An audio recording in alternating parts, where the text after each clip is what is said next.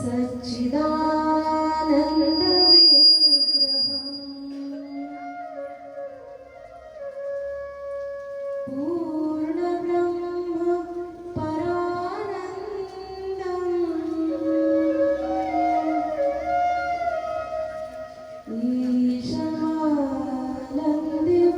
ईशानन्दिवल्लभम् योऽन्तः प्रविश्य ममुवाच मिमां प्रसूतां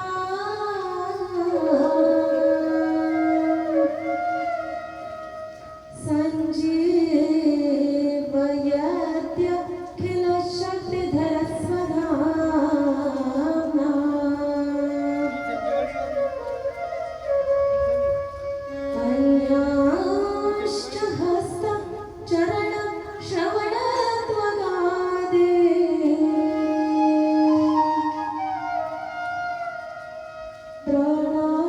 प्राणान्नमो भगवते पुरुषाय तुभ्यम्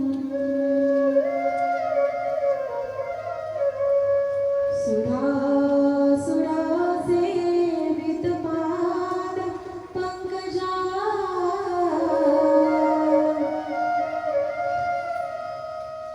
करे विराजत कमनीय पुस्तका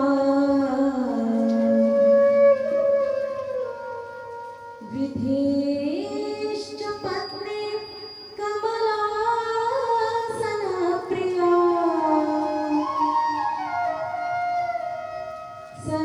सरस्वती नृत्यतु वाचि मे सदा नमोऽस्तु ते व्यासविशालबुद्धे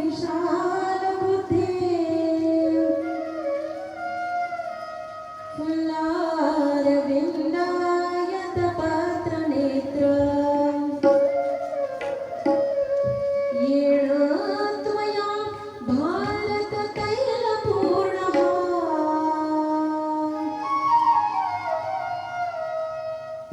प्रज्वालितो ज्ञानमयप्रदीपः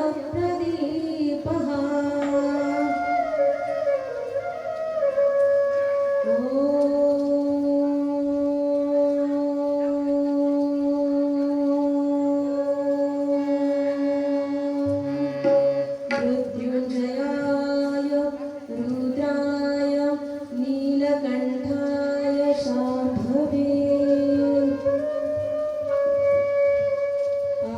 अमृतेशाय शर्वाय हरेश्वराय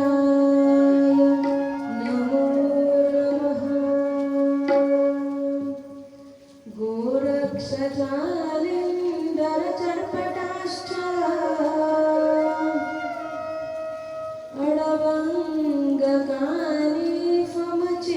अडवङ्गकानीफमचिन्द्रराद्याः चौरङ्गिरेवाणक भर्तरि संज्ञा भूम्यां बभूव नवनाथसिद्धः जयन्ती मङ्गलाकाली भद्रकाली कपालिनी दुर्गा क्षमा शिवा धात्री स्वाहा स्वधा नमोऽस्तु ते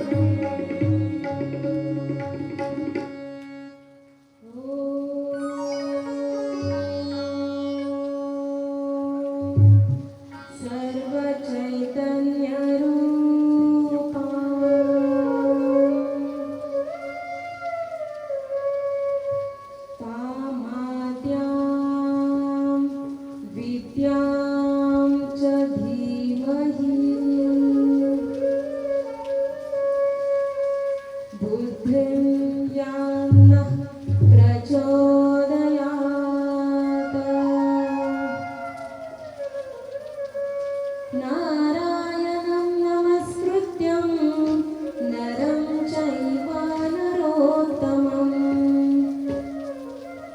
देवीं सरस्वतीं व्यास ततो जयमुदीरये.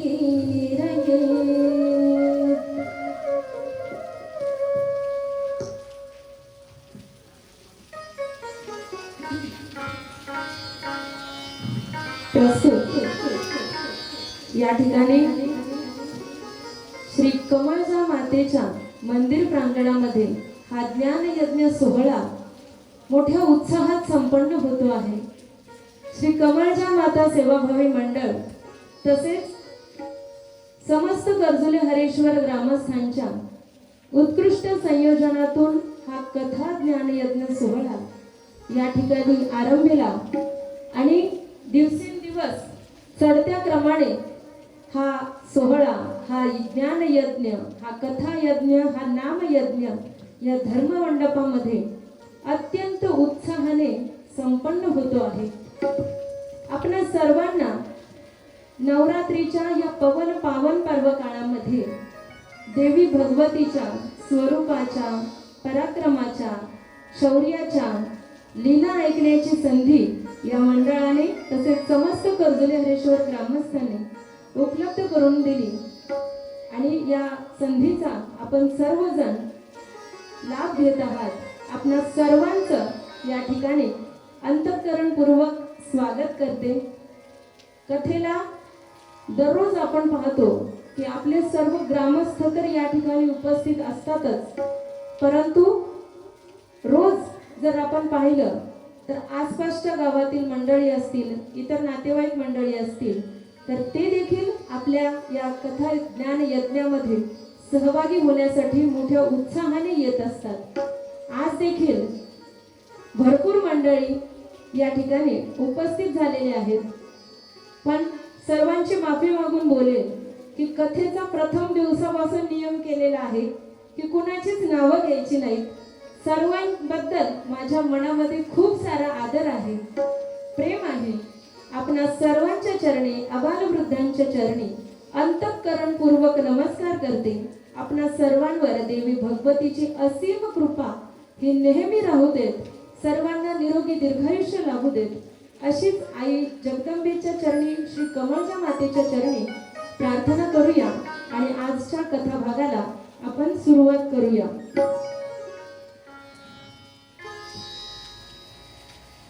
कालच्या कथा भागामध्ये आपण ज्या कथा पाहिल्या त्यामध्ये पांडवांचा संक्षिप्त जीवन वृत्तांत आपण पाहिला. देवी भागवतामध्ये जरी तो संक्षिप्त रूपाने आला असेल तरी त्यातील महत्त्वाच्या गोष्टी उत्कृष्ट प्रकारच्या कथांमधून आपण त्या श्रवण केलेल्या आहेत. भगवान कृष्ण परमात्म्याच्या साथीने राहिल्यामुळं पांडवांना वनवासातही सुख भोगता आलं आणि सगळं ऐश्वर्य असून सुद्धा कौरवांना कधीच सुख समाधान जीवनामध्ये लाभलं नाही. ही कथा आपण पाहिली. त्यानंतर व्यास मुनींच्या कृपेने धृतराष्ट्र, गांधारी, द्रौपदी आणि इतर पांडव या सर्वांना, सुभद्रा, इतर सर्व पांडवांना त्यांच्या मृत गोत्रजांचं दर्शन देखील व्यास मुनींनी भुवनेश्वरीचं स्तवन करून त्या देवीला प्रकट करून सर्व गोत्रजांचं, मृत गोत्रजांचं दर्शन देखील व्यास मुनींनी त्यांना घडवून आणलं. ती कथा आपण पाहिली. त्यानंतर पांडवांचाच पुढील वंशज म्हणजे अभिमन्यूचा पुत्र, उत्तरेचा मुलगा परीक्षिती राजा, याची कथा आपण पाहिली. 36 वर्षांचा होता तेव्हा राज्यावर बसला. 60 वर्षांपर्यंत उत्कृष्ट राज्य सांभाळलं आणि त्यानंतर मात्र एके दिवशी दुर्बुद्धी झाली. ऋषीच्या गळ्यामध्ये तो मृत सर्प त्याने अडकवला आणि त्या माध्यमातून ऋषीच्या पुत्राकडून शापवाणी उच्चारली गेली.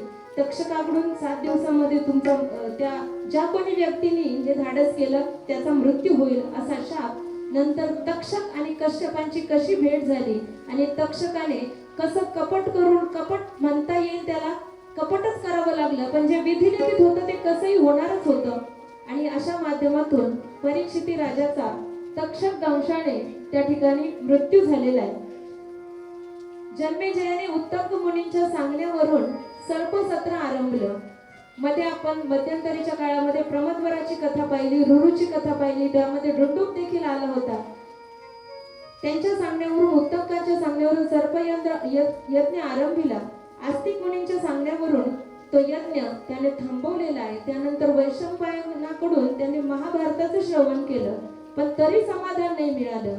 आणि कालच्या कथा भागामध्ये मग जन्मेजयाला आता कोण असं ज्ञान देईल की ज्या माध्यमातून त्यांच्या पित्याच्या आत्म्याला शांती मिळेल, अशा चिंतेमध्ये जन्मेजय असताना काल कथा संपण्याच्या वेळी बरोबर 9 वाजता व्यास मुनींचं त्या ठिकाणी आगमन झालं होतं, गुरुदेवांचं त्या ठिकाणी आगमन झालं होतं. आणि त्यांचं मोठ्या उत्साहात आपण स्वागत करून त्यांना या ठिकाणी त्या व्यासपीठावरती विराजमान केलं होतं. आता जन्मेजय राजा आपल्या मनातील शंका, मनातील प्रश्न गुरुदेवांजवळ व्यक्त करेल आणि त्याचं समाधान व्यासमुनी कसं करतायत ते आपल्याला आजच्या कथा भागामध्ये पाहायचे. बघा, बाहेर वातावरण खूप खराब आहे, पाऊस सारखा रिमझिम रिमझिम रिमझिम. पण मी पहिल्याच दिवशी सांगितलं की हा पाऊस फुलांचा वर्षाव स्वागत आलाय. सनईचा सूर कसा वाऱ्याने धरला, ढगांचा ढोल घुमू लागला, बिजलीचा ताशा कसा कडकड कडाला, पाऊस फुलांचा वर्षाव स्वागत आला. आली आली आली माझी जगदंबा आली, आली आली आली माझी जगदंबा आली, आली आली आली आली जगदंबा आली. सनईचा सूर कसा वाऱ्याने धरला, ढगांचा ढोल घुमू लागला, बिजलीचा ताशा कसा कडकड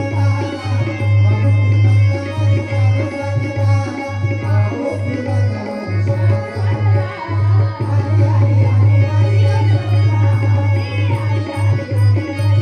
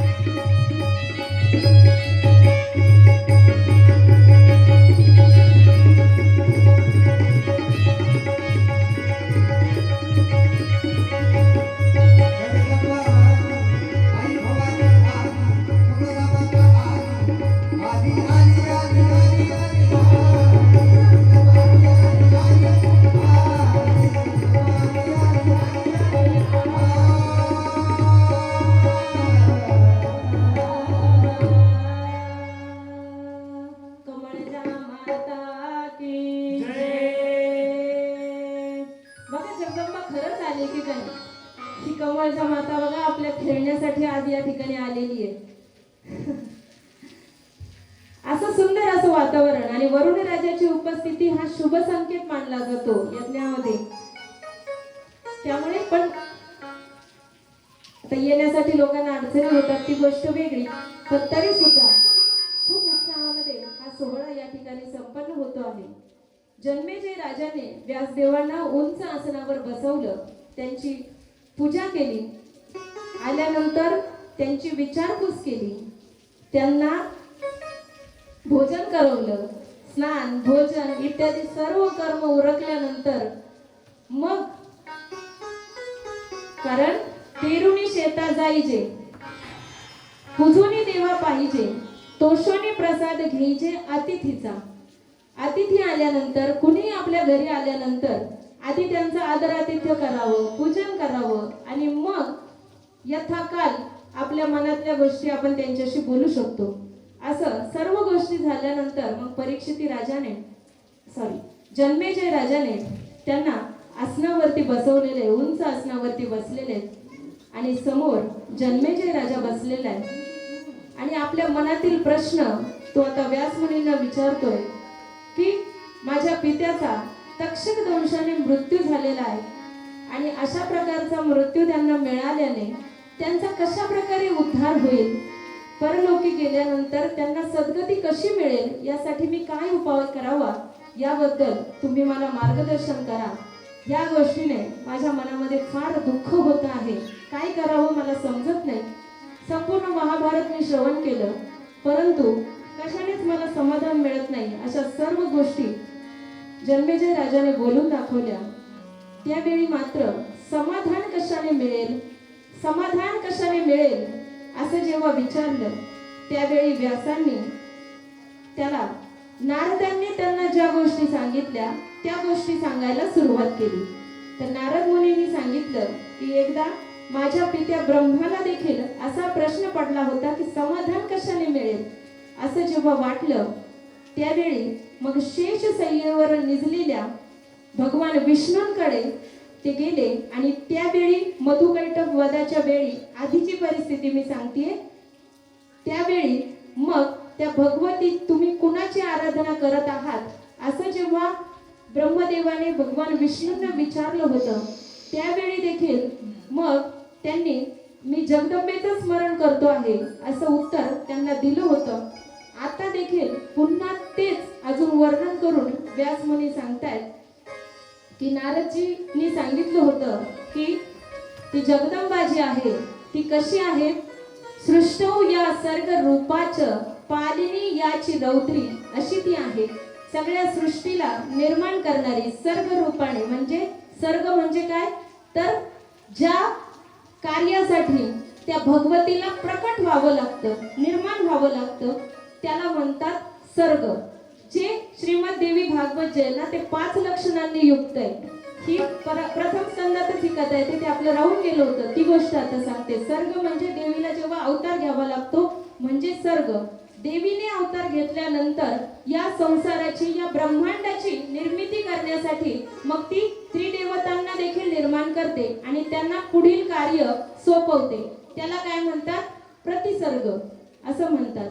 आणि मग त्यानंतर ज्या ग्रंथामध्ये चंद्रवंशीय आणि सूर्यवंशीय राजांच्या कथा येतात त्याला वंश असं म्हणलं जातं.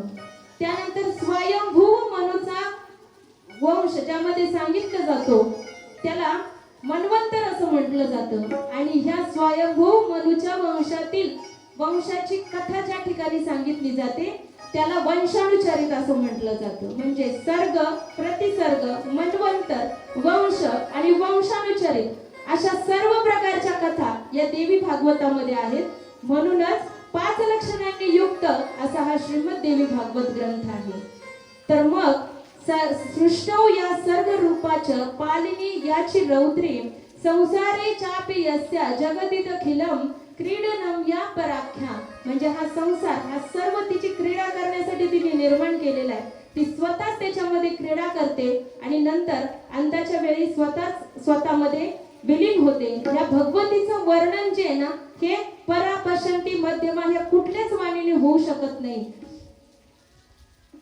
पश्यंती मध्यमाथो तदनु भगवती वैखरी वर्ण रूपा, या तिन्ही वाणींच्या माध्यमातून या भगवतीचं गुणानुवाद गुणवर्णन होऊ शकत नाही अशी ती भगवती आहे.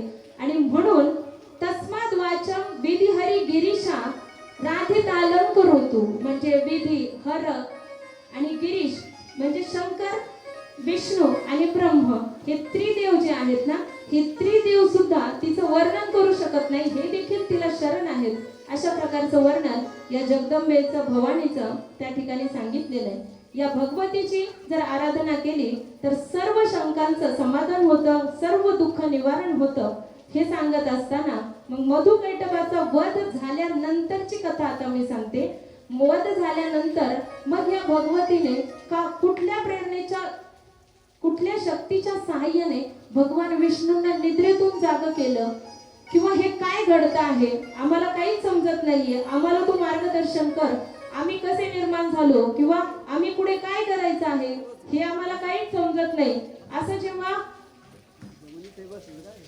ब्रह्मा विष्णू आणि महेश हे त्रिदेव भगवती समोर विचारू लागले, त्यावेळी त्या भगवती हसू लागली, स्मित हास्य त्यांच्याकडे करून बघू लागली. बघा, हा त्याचा खेळ आहे. आपण आपल्यासाठी जसे लहान मुलं खेळतात ना भातुकलीचा खेळ, त्यांना तोच खरा वाटत असतो. भांडेकुंडे जेव्हा लहान मुलं खेळतात ते त्याच्यात रममान झालेले असतात, पण आपण प्रौढ व्यक्ती जेव्हा त्यांच्याकडे पाहतो तेव्हा आपल्याला काय वाटतं, अरे किती हे निरागसपणे खेळतायत किंवा किती वेड आहेत, यालाच खरं मानले. इथेच झोपतात, इथेच खोटा खोटा स्वयंपाक करतात, इथेच जेवतात, इथेच सगळ्या गोष्टी करतात, कुणी आई बाबा होतात, कुणी मुलं होतात, असं ते खेळण्यात खेळत असतात. आणि त्यांना बघून आपण विचार करतो की अरे हे काय करतात, आपल्याला हसू येतं की नाही. तसं जगदंबेला सुद्धा हसू आलं की यांना काहीच समजत नाहीये. मग जगदंबेने त्यांना सांगितलं, जगदंबेच्या प्रेरणेने एक विमान त्या ठिकाणी उपस्थित झालं आणि त्या विमानामध्ये दिव्य रत्नांनी आभूषित असं ते विमान होतं, भव्य दिव्य होतं खूप. आणि भगवतीने त्यांना सांगितलं की तुम्ही तीनही देव या विमानामध्ये बसा. त्या विमानामध्ये बसायला सांगितल्यावर ते तिन्ही देव विमानामध्ये बसलेले आहेत. आणि त्यानंतर ती भगवती देखील त्या ठिकाणी विराजमान झाली आणि ते विमान आकाशात उंच उंच जाऊ लागलं.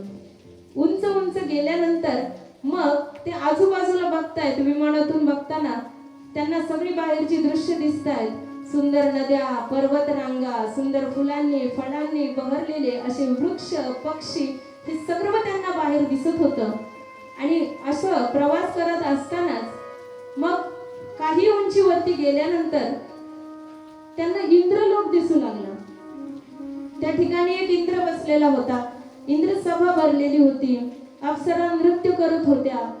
आणि आता सगळ्याच ठिकाणचं वर्णन करायचं म्हणलं तर ते वैभव अपरंपार असं वैभव होतं.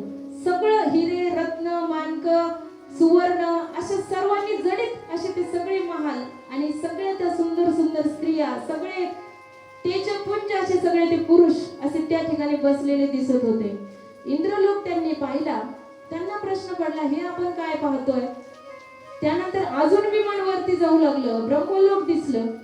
आता ब्रह्मलोक दिसल्यानंतर त्या ठिकाणी कमळासनामध्ये एक ब्रह्मदेव बसलेला होता.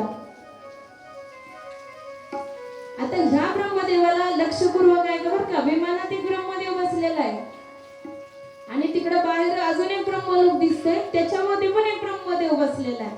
कसं वाटलं असेल बघा. काय लिहिलंय, आपण मी इथे की मी तिकडे बसलोय कळेच ना ब्रह्मदेवाला. विचारामध्ये गुंतलेला असताना तसंच विमान पुढे पुढे जात होतं. पुढे गेले, विष्णू लोकही त्यांना दिसलं. एक विष्णू विमानात बसलेला आहे, एक विष्णू तिथे सुद्धा आहे. पुढे गेले, पुढे पाहिलं, त्या ठिकाणी कैलास पर्वतावर भगवान महादेव सती सहित विराजमान झालेले आहेत. असं जेव्हा त्यांनी पाहिलं, त्रिदेवतांना कळे ना हे काय होतंय, आपण इथे पण आहोत, आपण तिथे पण आहोत. विचारांची कालवा मनामध्ये सुरू झाली की हे काय होत आहे काहीच समजत नाही. भोवळ आल्यासारखं त्यांना व्हायला लागलं. आणि मग पुढे जाऊन एका भव्य दिव्य अशा एका द्वीपावरती ते विमान जाऊन थांबलं. आणि त्या ठिकाणी गेल्यानंतर मग त्यांना उतरायला सांगितलं. ते उतरल्यानंतर ती जगदंबाची भवानी जी मधुकैटभाचा वध करून यांच्या सोबत आली होती, यांना विमानात घेऊन आली होती, पण यांना उतरायला सांगितलं. आणि उतरायला सांगितल्यानंतर यांनी पाहिलं की एक सुंदर महाल त्या ठिकाणी दिसतो आहे. आणि आतापर्यंत जेवढं वैभव त्यांनी पाहिलं होतं, जेवढं सुंदर सुंदर सुंदर वर्णन, नद्या, पर्वतरांगा, झाडं, फुलांनी फलांनी बहरलेली झाडं आणि सर्व ते रत्नजडित महाल, सर्व सोने, माणके, हिरे, मोती, जड जवाहीर, जेवढ्या महागड्या वस्तू असतील, दिव्य अलौकिक अशा ज्या वस्तू आहेत ना, त्या सर्व वस्तूंनी युक्त असा तो महाल, सुंदर महाल असा सजवलेला त्या ठिकाणी दिसू लागला. त्यांनी त्या महालामध्ये प्रवेश केला आणि समोर पाहतायत तर तिथे सुंदर आसनावरती सगळ्या सुंदर सुंदर स्त्रिया विराजमान झालेल्या होत्या. अप्सरासारख्या सुंदर सुंदर त्या देवस्त्रिया त्या ठिकाणी विराजमान झालेल्या होत्या. जणू सर्व देवस्त्रियांचा ती सभा भरलेली होती की काय, अशा प्रकारचं वातावरण सर्व त्या त्रिदेवतांना त्या ठिकाणी दिसू लागलं. आणि समोर उंच आसनावर जी बसलेली होती तिचं सौंदर्य अलौकिक होतं. इतकी सुंदर होती, तिचं वर्णन आहे की 100 नाही, 1000 नाही, 1,00,000 नाही, 1,00,00,000 लक्ष्मी तिच्यावर ओवळून टाकाव्यात. इतकी सुंदर, इतकी तेजपुंज, तिच्या नखांची शोभा देखील स्फटिकासारखी चमकत होते ते नख. आणि चेहऱ्यावरची लाली, चेहऱ्यावरचं तेज, इतकी तेजपुंज, सर्व दिव्य अलंकार, अनेक दिव्य अलंकार तिने धारण केलेले होते. सुंदर रेशमी वस्त्र तिने धारण केलेले होते. आणि अशी ती अलौकिक दिव्य सुंदर स्त्री त्यांना समोर दिसली. आणि ही कोण आहे हे विचारण्यासाठी जेव्हा त्यांनी मागे पाहिलं, कारण त्यांना जी घेऊन आली होती तिला विचारायचं होतं, मागे जेव्हा ते पाहू लागले तेव्हा ती जगदंबा तिथे नव्हती.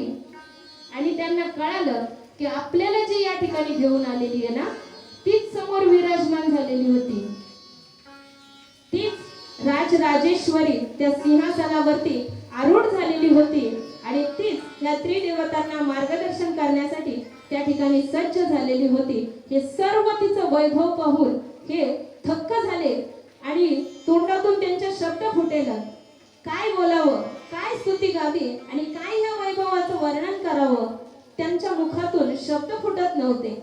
अशा वेळी मग ते तिचं दर्शन घेण्यासाठी जाऊ लागले. आणि तिच्या नखाचा एक कणभर फक्त स्पर्श जेव्हा त्यांना झाला, तिथे जेव्हा जवळ गेले तेव्हा तिच्याच कृपेने यांना वाणी फुटली. आणि त्यांना मग ते प्रश्न विचारू लागले की आम्ही जे येताना ही सर्व दृश्य पाहिली त्याचा अर्थ आम्हाला सांगा. हे काय होतं सर्व, आम्ही तर इथं आहोत आणि तिथे बसलेले ते कोण होते. त्यावेळी ती सांगू लागली की हा सर्व माझा खेळ आहे, हे सर्व मीच रचलेले. याची निर्माती कुष्मांडेती चतुर्थकम अशी जी आहे ना, ती सृष्टी निर्मितीची ऊर्जा घेऊन तयार झालेली ती देवी, तिने सर्व सृष्टी निर्माण केलेली. आणि ही सर्व सृष्टी ही मीच निर्माण केलेली आहे. जेव्हा काहीच नव्हतं, कुठेच काही नव्हतं, तेव्हा मी निर्माण झाले. पहिले कोठेच नव्हते काही, पहिले कोठेच नव्हते काही, चंद्र सूर्य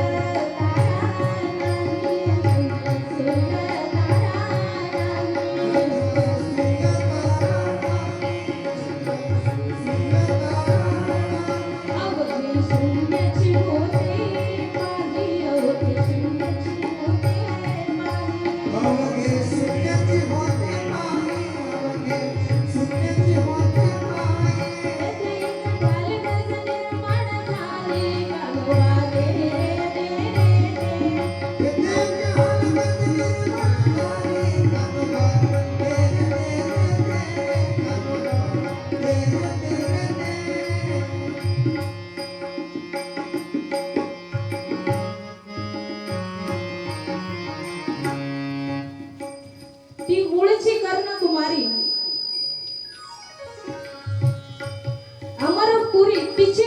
ठेवली, हे सगळं तिचं वर्णन आहे बघा बरं का.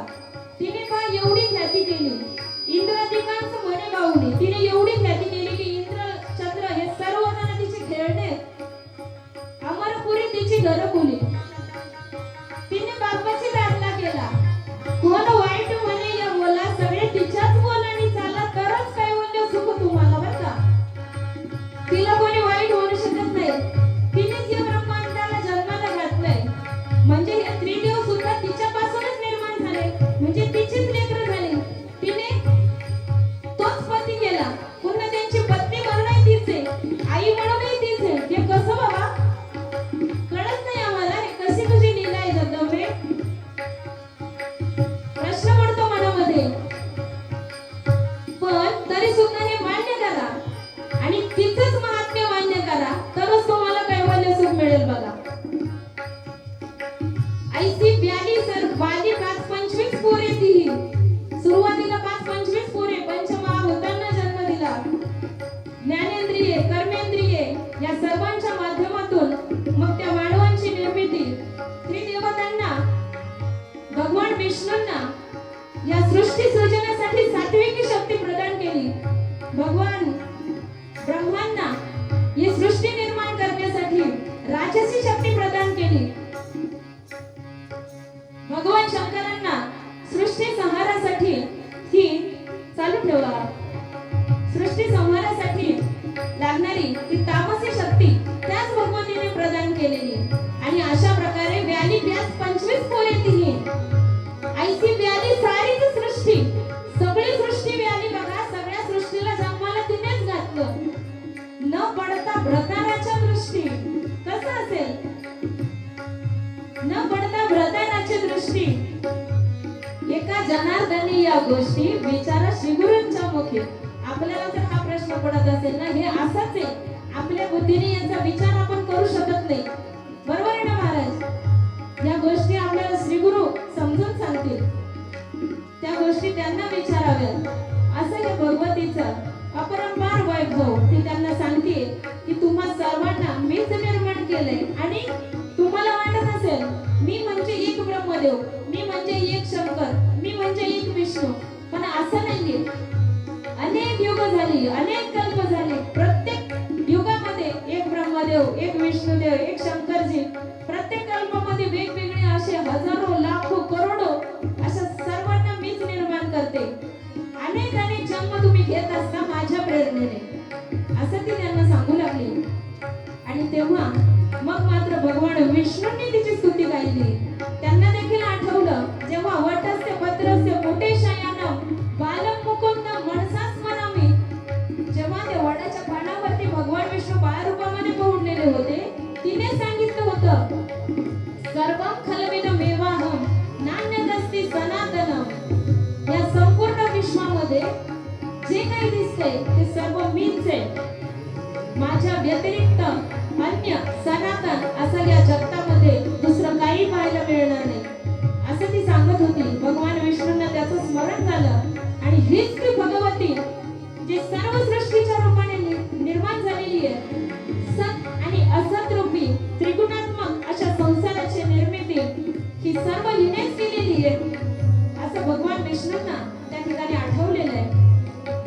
ब्रह्मदेवाने देखील तिची स्तुती गायली, रुद्राने देखील तिची स्तुती गायली आणि सर्वजण तिच्या समोर नतमस्तक होऊन उभे राहिलेले आहेत.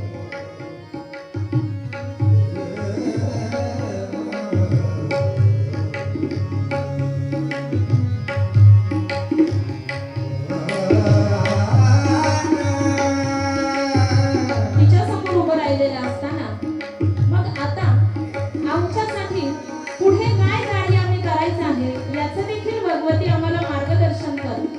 या ते सर्व बघून आम्ही फार भारावून गेलो आहोत.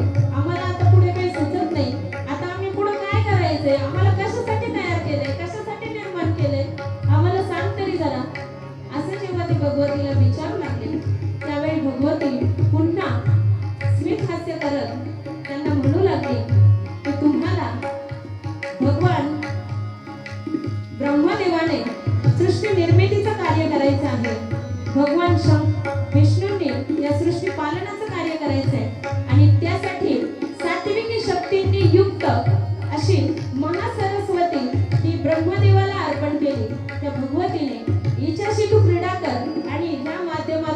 क्रीडेतून या सृष्टीची निर्मिती कर. त्यानंतर या सृष्टीचं पालन पोषण करण्यासाठी जी राजसी शक्ती भगवान विष्णूंना हवी होती, ती राजसी शक्ती श्री महालक्ष्मीच्या स्वरूपामध्ये भगवान विष्णूंना तिने समर्पित केली. त्यानंतर या सृष्टीचा संहार करण्यासाठी जे रौद्र रूप भगवान शिवाला धारण करावं लागतं, ते रौद्र रूप म्हणजेच ती तामसी शक्ती म्हणजेच महाकाली ही भगवान शंकरांना समर्पित केली. अशा तिघांना 3 बायका दिल्या आपल्या भाषेत सांगायचं झालं तर. आणि जे माझे स्वरूप आहेत यांच्याशी तुम्ही क्रीडा करा, यांच्याशी तुम्ही रममान व्हा आणि जे कार्य तुम्हाला मी सोपवलं आहे ते कार्य तुम्ही पूर्णत्वास न्या. अशा प्रकारचा उपदेश करून ती भगवती त्यांना तिथून जाण्यासाठी सांगते आणि स्वतः देखील त्या ठिकाणाहून गुप्त होते. हे सगळं देवीचं अपरंपार वैभव असं व्यासांनी देखील जन्मेजय राजाला सांगून ठेवलं. ही कडी लक्षात ठेवायची नाही का, कोण कोणाला काय सांगते आणि कुणी कोणाला काय सांगितलेलं, कोण कोणाला काय सांगते हे लक्षात ठेवायचं. कारण ह्या कथा ऐकत असताना कोण कुणास म्हणाले हा प्रश्न फार महत्वाचा आहे आणि कोणी सांगितलेलं म्हणाले हे सुद्धा फार महत्वाचे आहे. तर मग अशी ती जगदंबा, अशी ती भवानी, अशी ही त्रिगुणात्मिका शक्ती सत आणि असत रूप संसार निर्माण करते. या संसारामध्ये जेवढ्या काही गोष्टी आहेत ना, या सगळ्या सात्विक, राजसी आणि तामसी स्वरूपामध्ये व्यक्त होत असतात. बघा, जन्मेजय राजाला ते सांगू लागले की या देवीची आराधना तुला केली पाहिजे. देवीची आराधना करण्यासाठी योग्य काळ कुठला किंवा कशा प्रकारची आराधना केली पाहिजे असा प्रश्न जेव्हा जन्मेजय राजाने विचारला, तेव्हा नवरात्रीच्या पर्व काळामध्ये कशा प्रकारची साधना केली तर त्या भगवतीच्या चरणी रुजू होते याचं देखील वर्णन व्यासांनी जन्मेजय राजाला करून सांगितलं. त्या राजाला देवी यज्ञ करायचं सांगितलं, जो यापूर्वी विष्णूंनी केला होता. आणि तो यज्ञ करत असताना मग त्या यज्ञाचे प्रकार आणि इतरही या त्रिगुणांनी नटलेला हा संपूर्ण संसार कसा आहे हे सांगत असताना मग व्यास जे जन्मेजय राजाला वर्णन करून सांगतात की या संसारामध्ये जे यज्ञ आहे, तप आहे, आहार आहे, कर्म आहे, ह्या सर्व दान आहे, ह्या सर्व ज्या गोष्टी आहेत ना, ह्या सगळ्या 3 गुणांनी युक्त आहेत. आहारस्त्वपि सर्वस्य त्रिविधो भवति प्रियः यज्ञस्तपस् तथा दानम तेषां भेदमेवं शृणु. म्हणजे आहार जसा 3 गुणांनी युक्त आहे ना, तसंच यज्ञ, तप आणि दान हे सुद्धा 3 गुणांनी युक्त आहे. श्रीमद भगवद्गीतेतले श्लोक सांगते मी, 17वा अध्याय जो श्रद्धात्रय विभाग योगो म्हणून जो 17वा अध्याय, त्यामध्ये या 3 गुणांचं वर्णन आणि विविध जे मी आता वर्णन करून सांगितलं ज्याचं वर्णन देवी भागवतामध्ये आहे ना, यज्ञ, दान, तप हे जे आहे ते देवी भागवतामध्ये देखील ह्याच गोष्टी सांगितलेल्या आहेत. त्यामुळे श्रीमद भगवद्गीतेचा आधार घेऊन त्या गोष्टी मी तुम्हाला समजावून सांगते. आहारस्त्वपि सर्वस्य त्रिविधो भवति प्रियः यज्ञस्तपस् तथा दानं तेषां भेदमेवं शृणु. आहाराचे जसे 3 प्रकार आहेत तसे यज्ञ, दान आणि कर्म याचे सुद्धा 3 प्रकार आहेत. तपाचे 3 प्रकार आहेत. आहार 3 प्रकारचा कसा आहे? आयुष, सत्व, बलारोग्य, सुख, प्रीती, विवर्धनम, रस्या, स्निग्धा, स्थिरा, हृत्या, आहारा सात्विक प्रियाः. म्हणजे सुमधुर, मंगल वातावरणामध्ये बनवलेला आणि ज्या आहाराने शरीराला पुष्टी येते असा जो आहार असतो, सात्विक वातावरणामध्ये बनवलेला असा जो मानवाची आयु वाढवण्यासाठी उपयुक्त ठरतो. जर शरीर पुष्ट असेल, धडधाकट असेल, रोगांनी ग्रासलेलं नसेल तरच ती व्यक्ती जास्त आयुष्य जगू शकते. म्हणून असं प्राप्त करून देणारं असं ते सात्विक अन्न असतं. त्यामुळे माणसाच्या आयुष्यामध्ये वाढ होत असते. अशा प्रकारचं सात्विक अन्न सात्विक पुरुषाला आवडतं असं सांगितलं. कटवम्ल लवणात्युष्ण तीक्ष्ण रुक्ष विदाहिनः आहारा राजस श्रेष्ठा दुःख शोक मयप्रदाः. म्हणजे कटवम्ल लवणात्युष्ण तीक्ष्ण रुक्ष विदाहिनः म्हणजे आपल्याला जे आवडतं ते आंबट, तुरट, खारट असं आवडतं की नाही आपल्याला. वेगवेगळ्या चव पाहिजे असतात आपल्याला. रोजची भाजी भाकरी म्हणलं की कधीतरी एकदम वेगळं काहीतरी चटपटीत पाणीपुरी खावीशी आपल्याला वाटते की नाही. हा, काहीतरी वेगळं, भेळ खावी, ओली भेळ करून खावी, कधीतरी चिंच खावी असं वाटतं आपल्याला. पण हे जे आंबट, तुरट, फार तिखट, झणझणीत करायचं असं आपण म्हणतो, पण ते झणझणीत सुद्धा राजस आहारामध्ये येतं बरं का. झणझणीत अन्न खाणे हे राजस आहार आहे. फार तिखट, फार आंबट, आल्या गोष्टी तुमच्या लक्षात.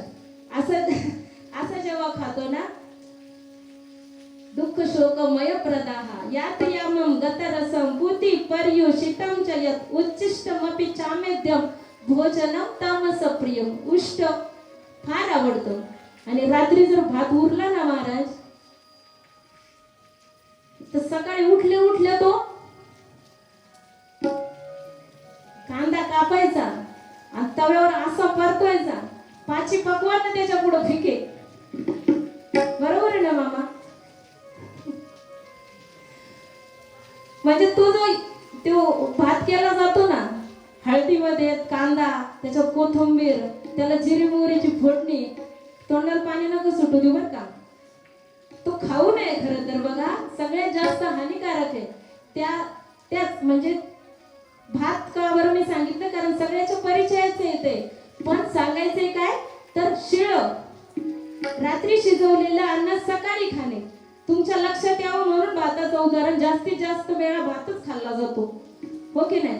आणि त्यामुळं अनेकांनी प्राण देखील गमावलेले, पोटामध्ये विषबाधा होऊन शिळा भात खाल्लेले असे उदाहरण आपल्या समोर आहे. पण ते एक भात ऐकायची अदने सावध त्या गुन्हे नार कार्य नवा अशी तर आहे ना. तो गेला, मला काय होणार आहे. तो गेला, त्याचं आयुष्य संपलं. आपलं चालूच आहे फोडणी परतवणे, असं होतं. पण असं खात जाऊ नये, उष्ट खात जाऊ नये, शिळ खात जाऊ नये. असं अन्न याचा कच्चा सुद्धा खात जाऊ नये. जी कंदमुळं वगैरे आहेत ते पाहून घ्या. म्हणजे आपण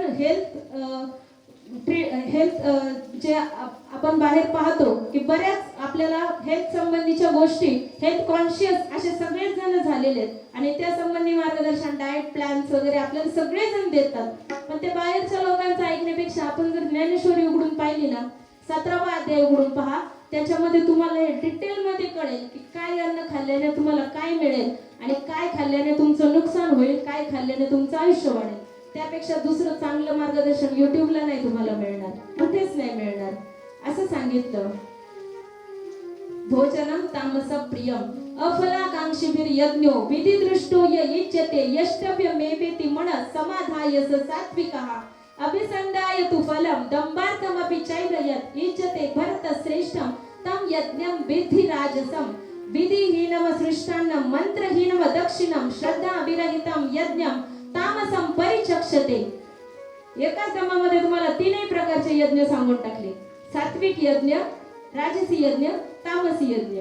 म्हणजे असा यज्ञ म्हणजे आपल्या वाट्याला आलेलं कर्तव्य यथा सांग, यथा योग्य, यथा शास्त्र संपन्न करणे, याचं नाव यज्ञ. यज्ञ म्हणजे आपल्याला असं वाटेल की होम, जो अष्टमीला या ठिकाणी देखील आपण करणार आहोत, होम पेटवायचा आणि मग शेणाच्या गौऱ्या त्या ठिकाणी आणायच्या